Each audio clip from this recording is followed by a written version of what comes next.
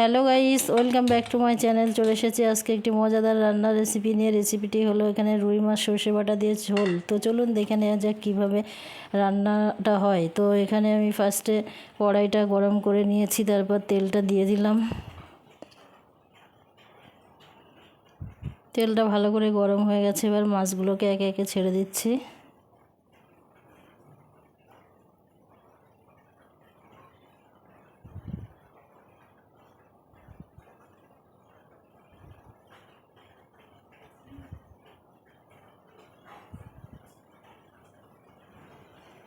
দেখুন এখানে আমার 5 মিনিট পরে মাছটা ভাজা হয়ে গেছে। একে একে তুলে নিচ্ছি মাছগুলো।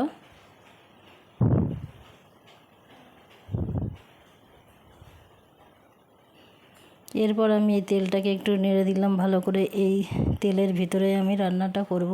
পেঁয়াজগুলোকে দিয়ে দিলাম, দিয়ে একটু নাড়াচাড়া করে দিলাম।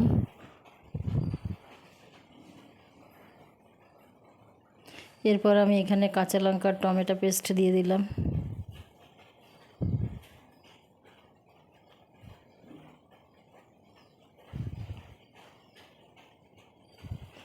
তারপরে এখানে আমি আদা রসুন পেস্ট দিয়ে দিলাম, দিয়ে নেড়ে চেড়ে দিলাম ভালো করে মশলাটা যাতে নিচে না লেগে যায়।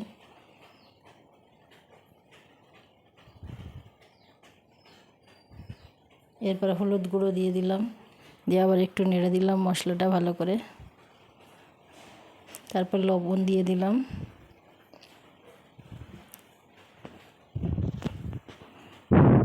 তারপরে হাফ চামচ লঙ্কা গুঁড়ো দিয়ে দিলাম। এরপর হালকা একটু জল দিয়ে দিলাম, মশলাটা নেড়ে দিলাম, দিয়ে মশলাটা ভালো করে কষিয়ে নিচ্ছি। তো এখানে কষানো হয়ে গেছে মশলাটা, এরপর জল দিয়ে দিলাম।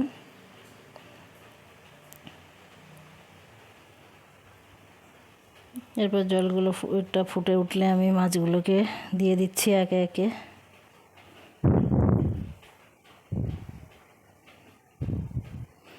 তারপর এখানে আমি সর্ষে বাটাটা দিয়ে দিলাম, দিয়ে একটু ভালো করে নেড়ে চেড়ে দিলাম। দিয়ে এরপর আমি ঢাকনা দিয়ে দিলাম, ঢেকে দিলাম। তারপর 5 মিনিট পরে দেখলাম ঢাকনাটা খুলে আমার রান্নাটা প্রায় হয়ে এসছে। তো আমার এই ভিডিওটি যদি ভালো লেগে থাকে তাহলে লাইক কমেন্ট ও শেয়ার করবেন। Tata bye bye.